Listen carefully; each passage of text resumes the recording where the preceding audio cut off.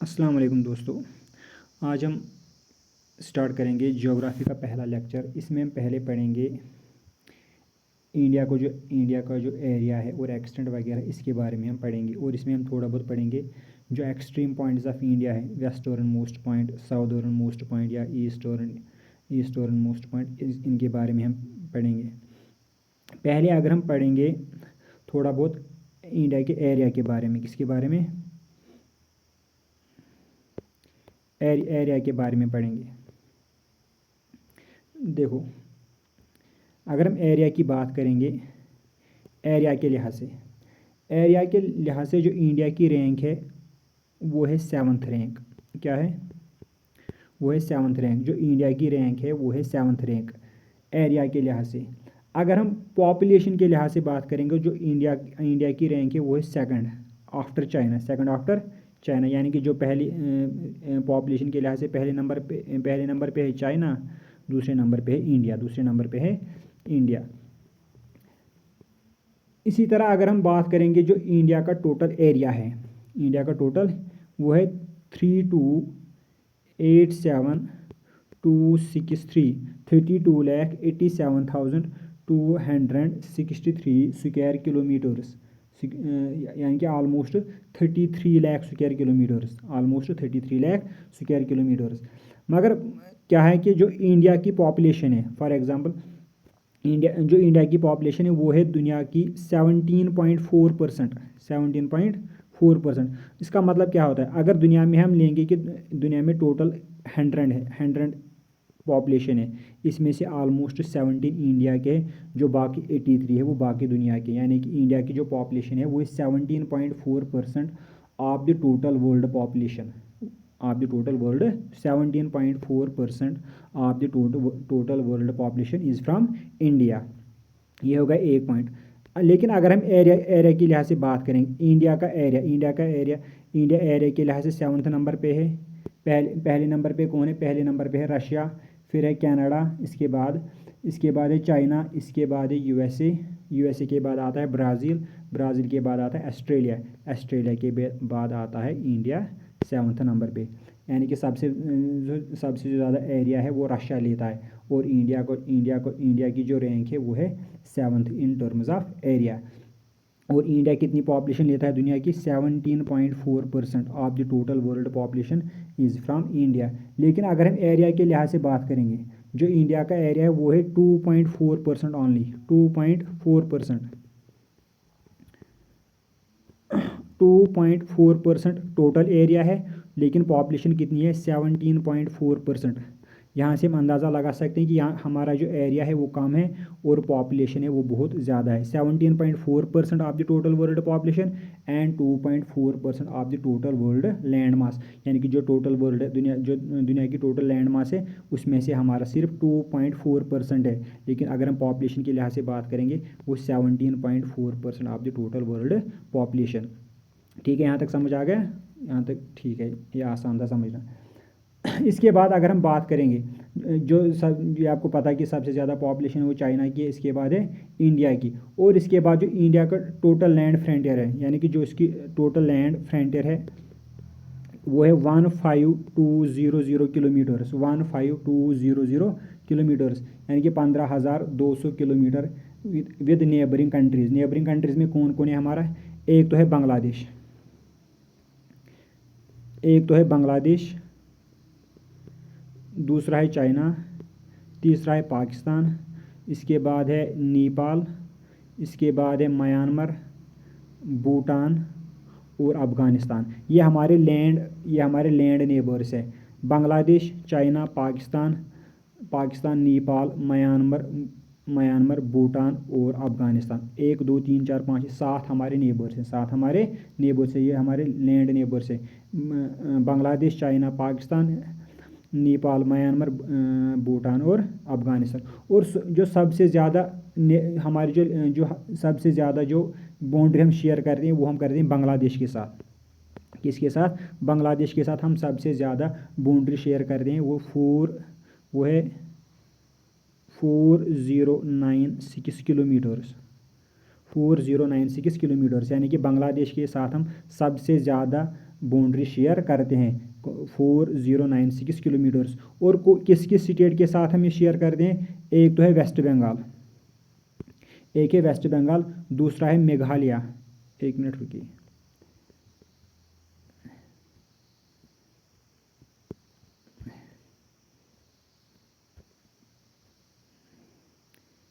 एक तो है वेस्ट बंगाल, दूसरा है मेघालय, तीसरा है आसाम और एक त्रिपुरा।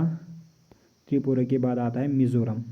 इन 5 स्टेट्स के साथ वेस्ट बंगाल, मेघालय, आसाम, त्रिपुरा और मिज़ोरम, इनके साथ जो हम टोटल बाउंड्री शेयर करते हैं वो है 4096 किलोमीटर्स। 409 यानी कि ये स्टेट्स बांग्लादेश के साथ 4096 किलोमीटर शेयर करते हैं। ठीक है। इसी तरह हम अगर बात करेंगे, इसके बाद आता है चाइना। चाइना के साथ जो हम बाउंड्री शेयर करते हैं वो है 3917 किलोमीटर। 3917 किलोमीटर। इसमें कौन कौन सी स्टेट आती है? इसमें एक तो आती है लद्दाख, लद्दाख जो एक यूटी है, इसमें आती है लद्दाख आती है, लद्दाख आता है, हिमाचल प्रदेश आता है, तीसरा आता है इसमें उत्तराखंड आता है, इसके साथ उत्तराखंड आता है, और आता है इसके साथ सिक्किम आता है, SIKKIM सिक्किम, और आता है अरुणाचल प्रदेश। कौन कौन आता है? एक आता है लद्दाख, दूसरा आता है हिमाचल प्रदेश, तीसरा आता है उत्तराखंड, चौथा आता है सिक्किम, और इसके बाद आता है अरुणाचल प्रदेश। और कितनी टोटल लेंथ है? 3917 किलोमीटर्स। 3917 किलोमीटर्स। ये होगी दूसरी कंट्री चाइना। इसके बाद जो आता है वो हम तीसरे नंबर पे वो आता है पाकिस्तान। पाकिस्तान के साथ हम कितनी बाउंड्री शेयर करते हैं? वो है 3310 किलोमीटर्स। 3310 किलोमीटर्स। इसमें कौन कौन सी स्टेट आती है? जम्मू एंड कश्मीर, एक तो जम्मू एंड कश्मीर आती है, दूसरा आता है पंजाब आता है, राजस्थान भी आता है, और गुजरात भी आता है। ये 4 स्टेट्स है जो पाकिस्तान के साथ बाउंड्री शेयर करते हैं। एक आता है जम्मू एंड कश्मीर, दूसरा आता है पंजाब, तीसरा आता है राजस्थान, चौथा आता है गुजरात। और टोटल लेंथ कितनी है? 3310 किलोमीटर्स। 3310 किलोमीटर्स। ये चार स्टेट्स है, ये पाकिस्तान के साथ बाउंड्रीज शेयर करते हैं। इसके बाद जो आता है वो आता है नेपाल। नेपाल कितनी टोटल लेंथ शेयर करता है? 1752 किलोमीटर्स। 1752 किलोमीटर्स। और कौन कौन सी स्टेट आती है? एक आती है उत्तराखंड, दूसरी आती है उत्तर प्रदेश यूपी, तीसरा आता है बिहार, वेस्ट बंगाल, और लास्ट पे आता है सिक्किम।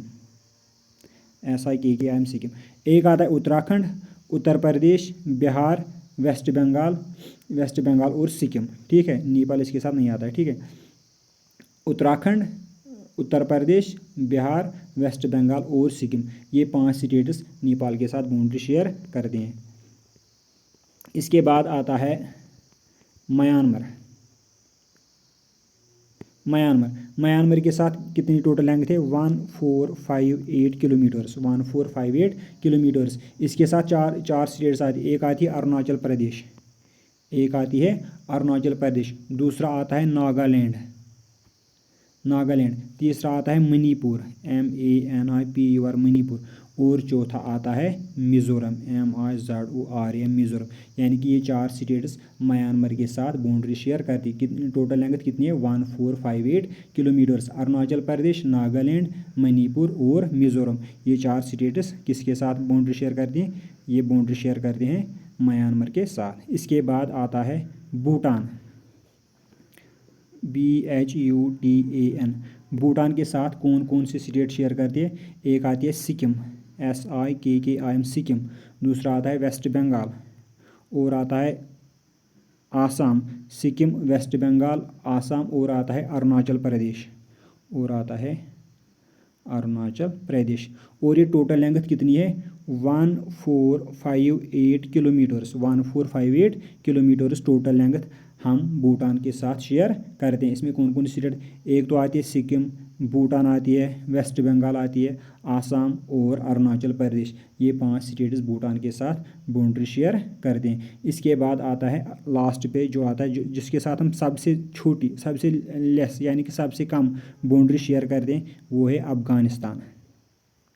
वो है अफ़गानिस्तान। इसके साथ हम टोटल कितना करते हैं शेयर 106 किलोमीटर्स, यानी कि 106। अब हमने क्या याद रखा, जो सबसे ज़्यादा बाउंड्री शेयर करता है, जो सबसे ज़्यादा बाउंड्री शेयर करता है इंडिया के साथ, वो है बांग्लादेश, वो है बांग्लादेश। और जो सबसे ज़्यादा कम शेयर करता है वो है अफ़गानिस्तान, वो है अफ़गानिस्तान। कितना करता है 106, और जो बांग्लादेश कर रहा है वो कर रहा है 4096 किलोमीटर्स, 4096। यानी कि जो लॉन्गेस्ट बाउंड्री शेयर कर रहा है वो कर रहा है वो कर रहा है बांग्लादेश। और जो सबसे कम शेयर करता है इंडिया के साथ बाउंड्री शेयर, वो है अफ़गानिस्तान, 106 किलोमीटर्स। ठीक है, यहाँ तक आपको समझ आना चाहिए।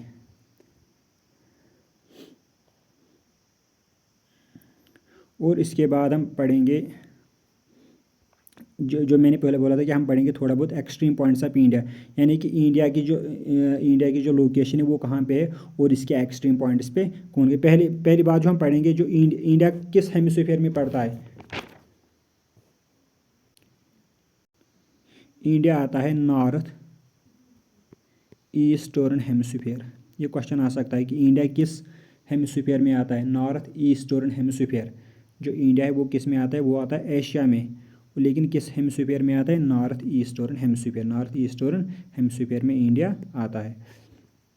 इसके बाद हम क्या पढ़ेंगे, इसके बाद हम पढ़ेंगे extreme points of India, extreme points of India. Extreme points India में हम पहले पढ़ेंगे जो साउदर्न मोस्ट पॉइंट है, मेनलैंड का जो साउदर्न मोस्ट पॉइंट है वो है कन्याकुमारी। क्या है, कन्याकुमारी। और ये किस डिस्ट्रिक्ट, ये किस स्टेट में आता है, ये आता है तमिलनाडु में। यानी कि Kanyakumari is the southern most point of the mainland. अगर हम मेनलैंड की बात करेंगे तो साउदर्न मोस्ट पॉइंट कौन सा है, वो है कन्याकुमारी।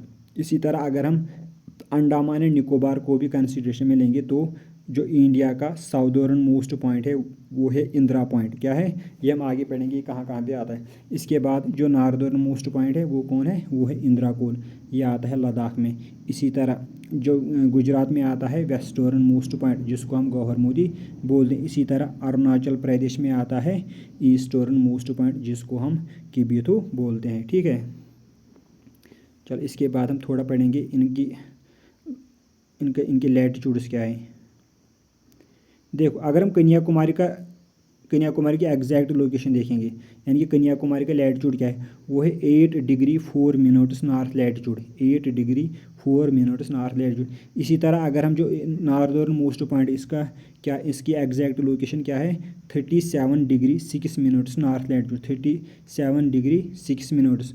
और जो या नॉर्थ से साउथ तक जो ये एक्सटेंशन है वो है 3214 kilometres, 3214 kilometres. North to south extension कितना है, 3214 किलोमीटर्स। यानी कि इंदिरा कोल से लेके कन्याकुमारी तक, इंदिरा कोल से लेके कन्याकुमारी तक जो ये लेंथ है वो है 3214 किलोमीटर्स। इसी तरह अगर हम देखेंगे ईस्ट से वेस्ट तक, यहाँ से यहाँ तक, ईस्ट से वेस्ट तक जो ये टोटल लेंथ है वो है 2933 किलोमीटर्स। यानी कि किबिथु से लेके गौहर मोदी तक जो ये टोटल डिस्टेंस है वो है 2933 किलोमीटर्स। इसका जो नॉर्थ टू साउथ था वो था 3214।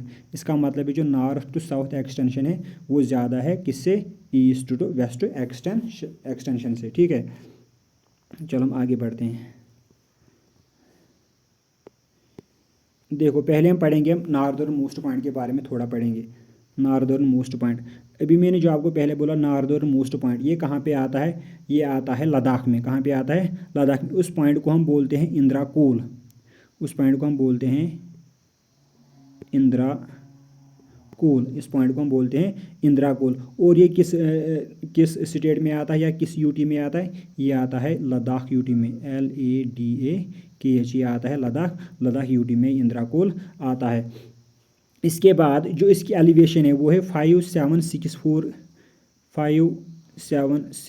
मीटर्स, 5764 मीटर्स किसकी एलिवेशन है, इस इंदिरा कोल की। और ये इंदिरा कोल किस रेंज में पड़ता है, ये आता है कैराकोरम रेंज में, यानी कि लद्दाख यूटी में आता है लेकिन किस रेंज में आता है, कैराकोरम रेंज में ये इंदिरा कोल आता है। और इस जो ये इंदिरा कोल, इसको नाम दिया था 1912 में, 1912 में किसने नाम इसको दिया था, ब्लॉक वर्कमैन ने, BULLOC के यहाँ पे लिखा है, इसको नाम दिया था ब्लॉक वर्कमैन ने किस ईयर में 191219 यानी कि 1912 में इसको नाम दिया गया था बाय ब्लॉक वर्कमैन ने। और इसका जो इंदिरा कोल की जो एग्जैक्ट लोकेशन वो है 37 डिग्री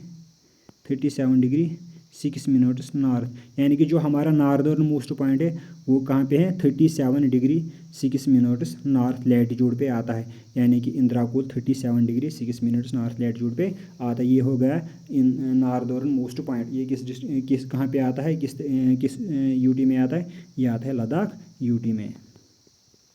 इसके बाद है साउदर्न मोस्ट पॉइंट। जो साउदर्न मोस्ट पॉइंट है वो आता है, अगर हम मेनलैंड की बात करेंगे तो जो मैंने पहले ही बोला वो आता है फिर कन्याकुमारी में। कहाँ पे, कन्याकुमारी, जिसकी एग्जैक्ट लोकेशन है 8 degree 4 minutes north, 8 degree 4 minutes north, 8 degree 4 minutes north उसकी एग्जैक्ट लोकेशन है। इसी तरह अगर हम बात करेंगे, अगर हम अंडमान एंड निकोबार को भी कंसिडरेशन में लेंगे, किसको, अंडमान एंड निकोबार, तो जो हमारा साउदर्न मोस्ट पॉइंट है, साउदर्न मोस्ट, वो आएगा फिर इंदिरा पॉइंट। कौन आएगा, इंदिरा पॉइंट, वो आएगा Indira point is the southern most point. Indira point अगर हम टोटल की बात करेंगे, अगर हम मेनलैंड की बात करेंगे तो आएगा कन्याकुमारी, लेकिन अगर हम ओवरऑल लेंगे तो Indira point is the southern most point. और इसको कब नाम रखा गया, 1985 में इसको नाम दिया गया, किसके नाम पे, इंदिरा गांधी के नाम पे इसको नाम दिया गया। और जो साउदर्न मोस्ट पॉइंट है जिसको हम इंदिरा पॉइंट भी बोलते, इसका दूसरा नाम बोलते हैं पिग्मेलियन पॉइंट, या तो बोलते हैं पिग्मेलियन पॉइंट या हम इसको पार्सन्स पॉइंट बोलते हैं। जो ये इंदिरा पॉइंट है ये किस आइलैंड में आता है, ये आता है ग्रेट निकोबार में ये आता है, ठीक है। इसके बाद अगर हम बात करेंगे ईस्टर्न मोस्ट पॉइंट की, ईस्टर्न मोस्ट पॉइंट कौन है हमारे इंडिया का, वो है किबिथु, KIBITHU, यहाँ पे लिखा है KIBITHU, किबिथु। और ये किस स्टेट में आता है, ये आता है अरुणाचल प्रदेश में।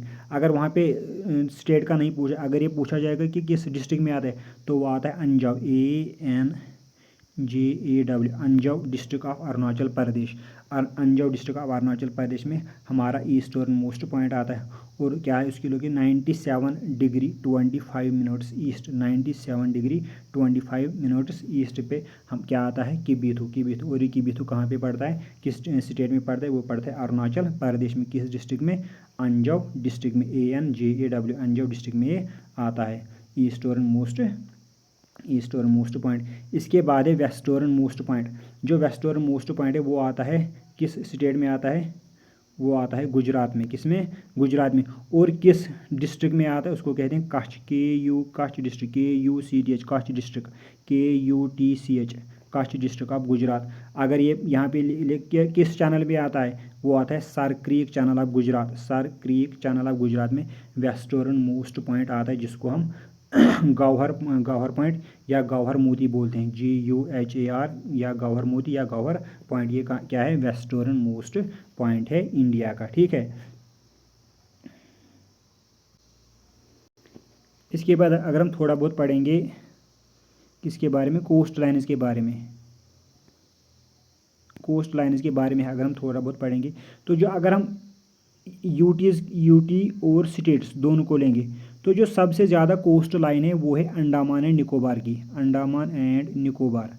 अगर यूटी को भी हम कंसीडर में लेंगे और स्टेट को भी, तो जो सबसे ज़्यादा कोस्ट लाइन है वो है अंडमान एंड निकोबार। कितना है, 1962 किलोमीटर्स, 1962 किलोमीटर्स। ये सबसे ज़्यादा कोस्ट लाइन किस यूटी की है या किस स्टेट की है, अगर दोनों को हम लेंगे तो आता है अंडमान एंड निकोबार आइलैंड की, वो है 1962 किलोमीटर्स। अगर हम अंडमान एंड निकोबार को छोड़ के स्टेट्स की बात करेंगे तो जो सबसे ज़्यादा कोस्ट लाइन है, तो जो सबसे ज़्यादा कोस्ट लाइन आती है वो आती है किसकी, वो आती है गुजरात की। किसकी आती है, गुजरात की। गुजरात की आती है 1600 किलोमीटर्स, पहले नंबर पे आता है फिर गुजरात। अगर अंडमान एंड निकोबार को भी लेंगे तो आता है अंडमान एंड निकोबार, वो आता है 1962 किलोमीटर्स। इसके बाद अगर स्टेट की बात लेंगे तो सबसे ज़्यादा आता है गुजरात। इसके बाद अगर दूसरी स्टेट की बात करेंगे वो आता है आंध्र प्रदेश, वो आता है 974 किलोमीटर। इस पर क्वेश्चन आता है, लेकिन अब जो JKSSB ट्रेंड चेंज कर, इसलिए यहाँ पे हमें तकरीबन 3-4 याद रखने। पहले आता है अंडमान एंड निकोबार, उसके बाद आता है गुजरात, उसके बाद आता है आंध्र प्रदेश 974 किलोमीटर्स, इसके बाद आता है तमिलनाडु, इसके बाद आता है इसके बाद आता है तमिलनाडु, तमिलनाडु की कितनी है 907। इसके बाद आता है महाराष्ट्र, इसके बाद आता है महाराष्ट्र, महाराष्ट्र की कितनी है 720 किलोमीटर्स इसकी कोस्ट लाइन है। क्या है कोस्ट लाइन, यानी कि सबसे ज़्यादा आता है अंडमान एंड निकोबार की, वो आता है 1962 किलोमीटर्स। इसके बाद आता है गुजरात की, गुजरात की कितनी है 1600 किलोमीटर्स। इसके बाद आता है आंध्र प्रदेश, आंध्र प्रदेश की कितनी है, आंध्र प्रदेश की है 974 किलोमीटर्स, 974। इसके बाद आता है तमिलनाडु, तमिलनाडु की कितनी है 907। इसके बाद अगर बात करेंगे तो इसके बाद आता है महाराष्ट्र, महाराष्ट्र का कितना है 720 किलोमीटर्स। इसको हमें याद रखना है असेंडिंग ऑर्डर में, ठीक है, या डिसेंडिंग ऑर्डर में हम इसको याद रखना है। असेंडिंग ऑर्डर में सबसे ज़्यादा आता है अंडमान एंड निकोबार, और इसके बाद आता है गुजरात, इसके बाद आता है आंध्र प्रदेश, आंध्र प्रदेश के बाद आता है तमिलनाडु, तमिलनाडु के बाद आता है महाराष्ट्र। आज के लेक्चर में इतना ही। आपसे रिक्वेस्ट है कि मेरे चैनल को सब्सक्राइब करें और इस वीडियो को ज़्यादा से ज़्यादा शेयर करें, और अपनी सजेशन दे के मैं अपने लेक्चर्स को कैसे ज़्यादा से ज़्यादा इम्प्रूव करूँ। बाबू शुक्रिया, थैंक यू।